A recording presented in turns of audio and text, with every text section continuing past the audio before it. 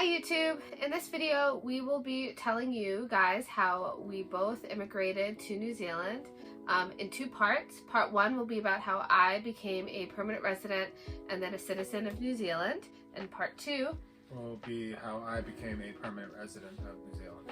Alright, but before we get into it, make sure to subscribe, hit the notification bell, and like or dislike the video. We don't really care, just please interact.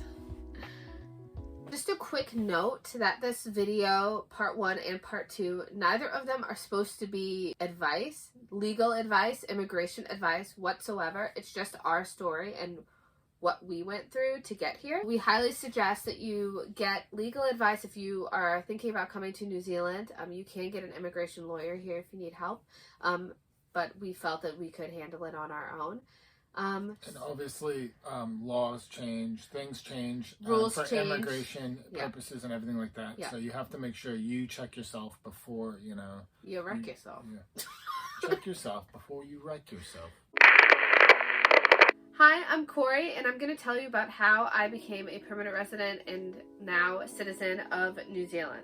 So once upon a time, when I was about 12, my mom, my dad, my sister, and I came to New Zealand for a vacation, and my parents loved it so much here that they looked into becoming permanent residents so that they could retire here eventually. They started applying for permanent residency, and because I was under the age of 18, well, my sister and I were both under the age of 18, we were able to tag along on their residency application. So I was able to get New Zealand residency at the age of 17.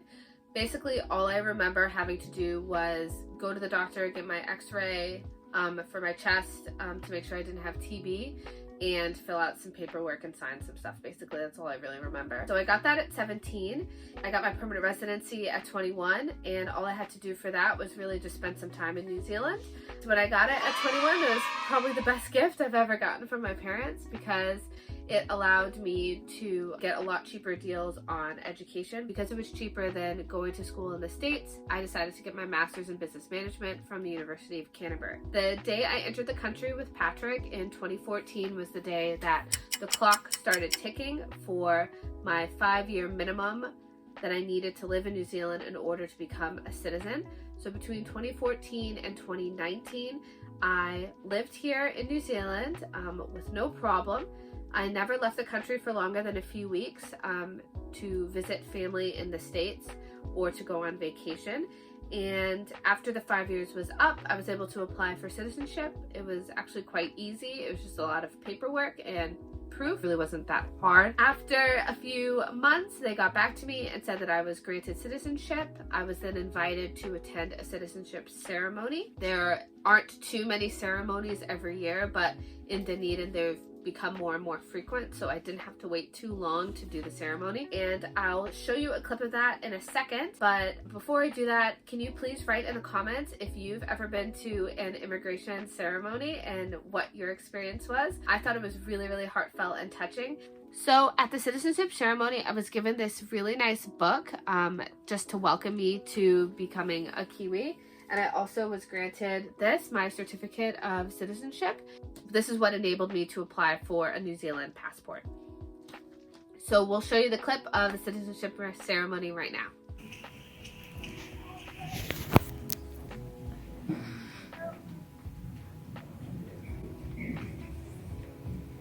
I, Corian Holmes, swear that I will be faithful and bear true allegiance to Her Majesty Queen Elizabeth II, Queen of New Zealand, her heirs and successors according to law, and that I will faithfully observe the laws of New Zealand and fulfill my duties as a New Zealand citizen. So help me God.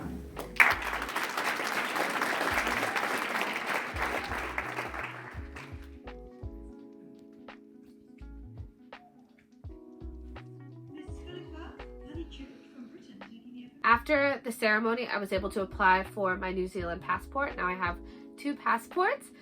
And it's actually pretty significant because as a descendant of slaves from the United States, I'm pretty sure that I'm the first person in my family to have citizenship in another country that we weren't forced to be in. So I was just really proud when I was able to get citizenship here because it really is a very huge milestone in my family's history. So thanks so much for watching. I hope you enjoyed my story. Part 2 of this video will be coming out very shortly about Patrick's experience becoming a permanent resident of New Zealand.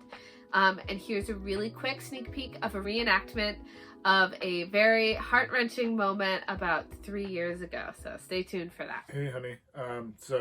Apparently immigration's telling me I'm not allowed back in the country, and because my travel restrictions have expired, and it's just nuts. So I'm sitting here waiting, and we're going to see what they're going to say.